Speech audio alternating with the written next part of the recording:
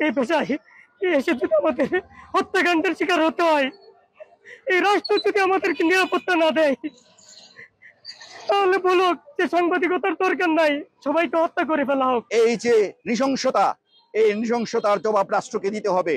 আমরা চাই, আমরা দেখেছি সিসিটিভি ফুটেজ থাকার পরেও এখন পর্যন্ত সাংবাদিক আসাদুজ্জামান তুহিনের হত্যাকারীদের গ্রেপ্তার করা হয়নি। দেশে যে সমাজে সাংবাদিকরা নির্যাতিত হয়, সেই সমাজ বা সেই রাষ্ট্র কখনো সভ্য হতে পারে না। এবং এই রাষ্ট্র এবং সমাজকে সভ্য করার দায়িত্ব হলো রাষ্ট্রের, সরকারের। এই সরকার আমি মনে করি এই সভ্য সমাজকে স্বীকৃতি দিতে, সভ্য সমাজ বানাতে ব্যর্থ হয়েছে। তাদের শেল্টার দেয় কারা, প্রত্যেককে এটা বের করতে হবে এবং আমাদের সহকর্মী যাকে হত্যা করা হয়েছে তার বিচার করতে হবে। 12 ঘন্টা পেরিয়ে গেলেও আইনশৃঙ্খলা বাহিনী এই সকল যে সন্ত্রাসীরা রয়েছে তারা চিহ্নিত, তারপরে এখন পর্যন্ত গ্রেপ্তার করতে পারেনি। গাজীপুরের সবচেয়ে পিক পয়েন্ট যে চান্দনা চৌরাস্তা, সেই চান্দনা চৌরাস্তাটি অপরাধের একেবারেই অভয়ারণ্য হয়ে গেছে এবং গতকালকে যে ঘটনাটি সেটি একটি সবিশেষ উদাহরণ হয়ে থাকলো আমাদের সামনে। কারা এর নিরাপত্তা দিচ্ছেন, কারা এর সুবিধাভোগী, কারা এখান থেকে অর্থ ইনকাম করেন, কারা এখানে বাজার বসান, কারা এখানে ফুটপাত দখল করে রাখেন, সবগুলো বিষয় আসলে আমাদের কলম সৈনিকদের এবার সোচ্চার হওয়ার সময় এসেছে। সাংবাদিক তার পেশাগত দায়িত্ব পালন করতে গিয়ে নির্মম হত্যা শিকার হয়েছেন।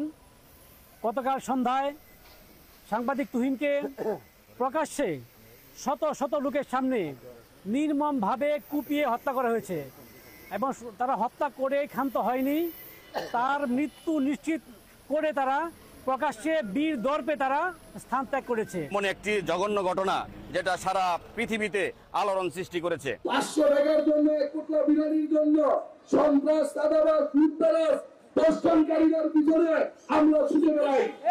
আমরা সন্ত্রাস এবং লুটতরাজের পিছনে দৌড়াবো না। এই দেশে তৈরি জনতা এই নব্য চাঁদাবাজ পেটুদেরকে ক্ষমতায় দেখতে চায় না, দেখতে চায় না, দেখতে চায় না।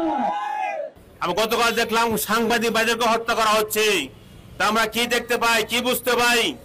আমরা ওই সমস্ত নরপশুদেরকে স্পষ্ট বলতে চাই, এই নরপশুরা, তোমরা কিন্তু ভাইবো না যে সবকিছু আমাদের হয়ে গেছে, আমরা যখন যা চাই তাই করবো, এমন কিন্তু তোমরা ভেবো না। পাশাপাশি ওখানে একটা জনবহুল জায়গা থাকার পরেও কিন্তু কেউ প্রতিবাদ করেনি। আপনি যদি 50,000 টাকা না দেন তাহলে আপনাকে এখানটাই ওদের শেষ করে দেওয়া হবে। গ্রেফতার করে আইনের আওতায় এনে তাদেরকে দৃষ্টান্তমূলক শাস্তির দাবি জানাচ্ছি। সাংবাদিকদের নিরাপত্তার জন্য প্রশাসনের পাশাপাশি আমাদের সাংবাদিকের নিরাপত্তা এখন পর্যন্ত দিতে পারে নাই, প্রতিটি ক্ষেত্রে ব্যর্থতা করিয়ে দিয়েছে এবং সারা দেশে